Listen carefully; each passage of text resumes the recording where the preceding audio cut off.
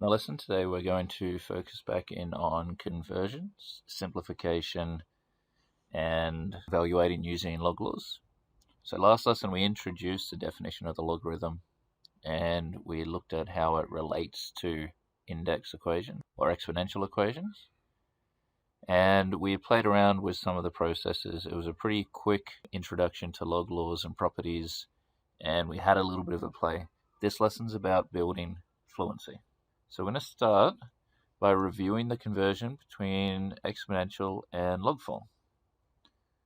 So remember, an exponential is in the form y is equal to a to the power of x, and we call that a the base, and we call the x the exponent.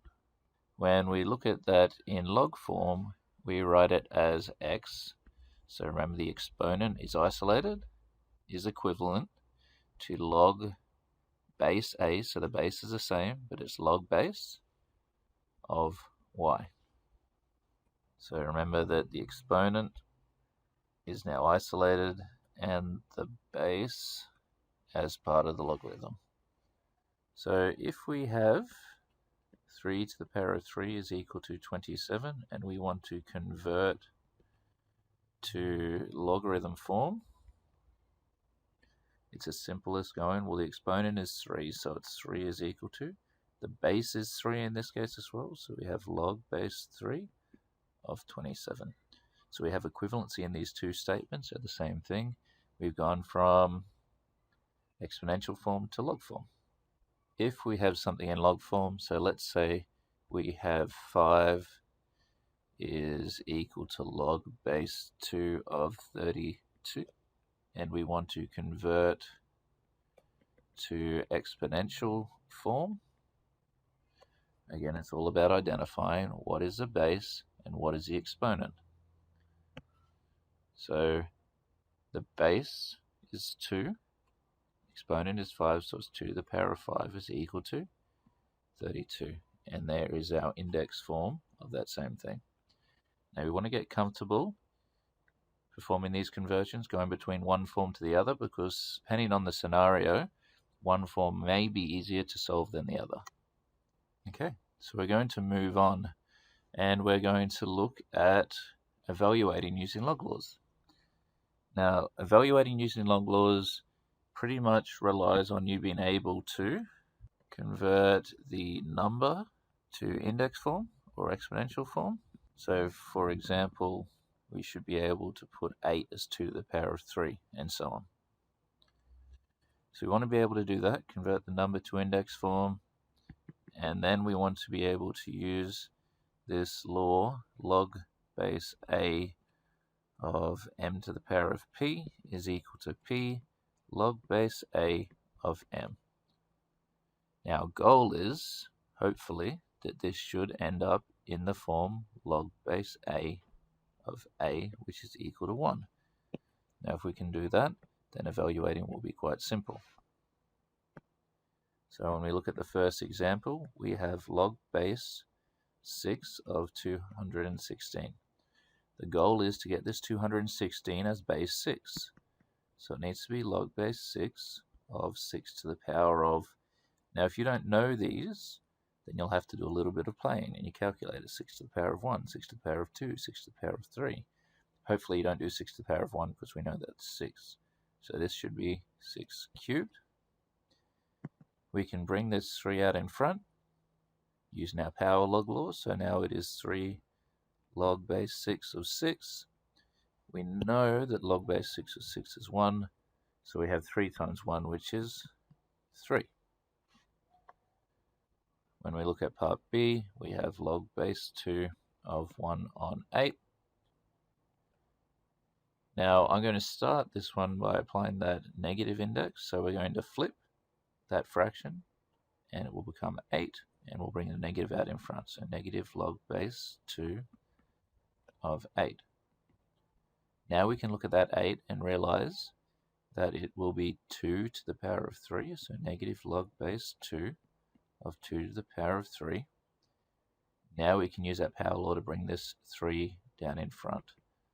So we have negative 3 log base 2 of 2, and log base 2 of 2 is equivalent to 1, so we've got negative 3 by 1, and therefore we're left with negative 3. Okay, so that's how we evaluate. They may get more difficult. There may be some simplification that needs to occur before we evaluate, but the idea is that we're trying to end up with that log of the base scenario where we can say it's equivalent to 1. All right, so we'll move on and we'll look at some simplification. So we'll start with some really simple scenarios. So we're looking to simplify and evaluate where possible. So the first thing we'll try to do is simplify. For our first one, we have log base 10 of 5 and log base 10 of 4. So because we have an addition here, we can use our product law. We can say this is equivalent to log base 10 of 5 by 4, which means we have log base 10 of 20. Now, of course, we cannot put that 20 as base 10. We're going to leave it as that. That's our simplified answer.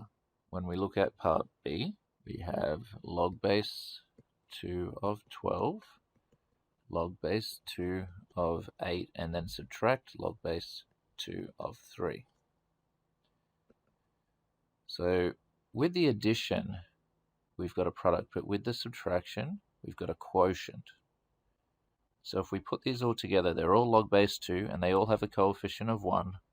So we can combine them. We have log base 2. Now the product, 12 multiplied by 8, and the quotient, 3, leaves us with log base 2. 12 divided by 3 is 4 and 1. So we end up with 4 multiplied by 8, which is 32. Now this is a scenario where we can evaluate, because we can write 32 using base 2. So log base 2 of 2 to the power of 5 is equal to 5 times log base 2 of 2. Log base 2 of 2 is equivalent to 1, so we're left with an answer of 5. So in this case, we have simplified and then evaluated. The previous case, we just simplified.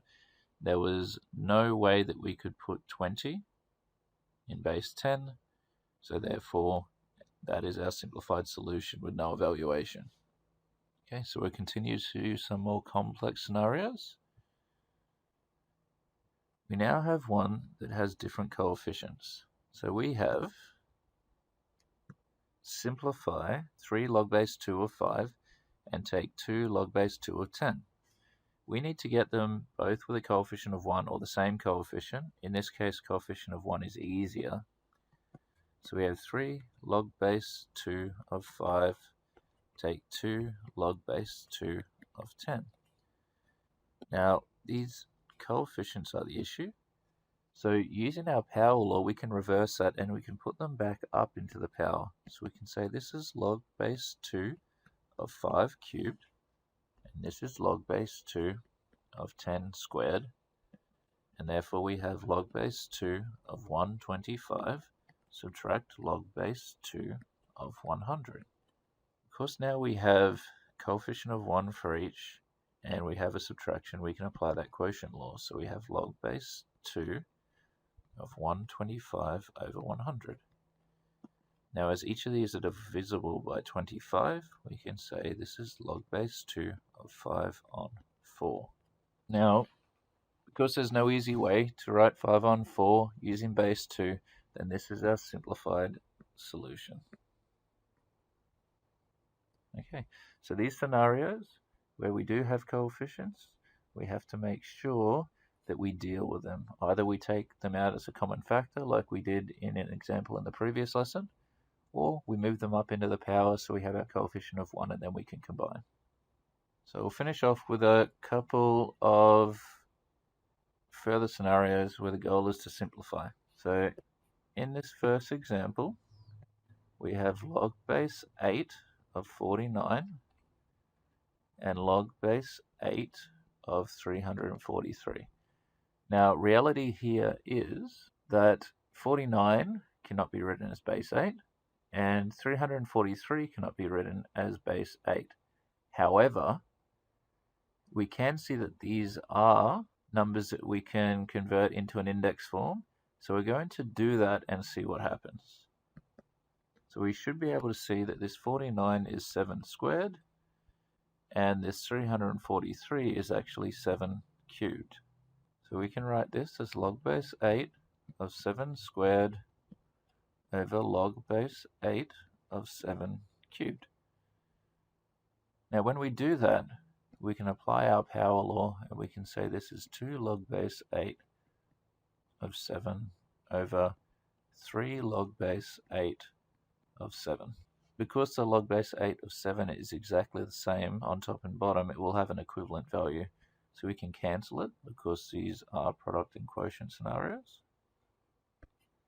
There's no additional subtraction, and we're left with an answer, a simplified answer of 2/3.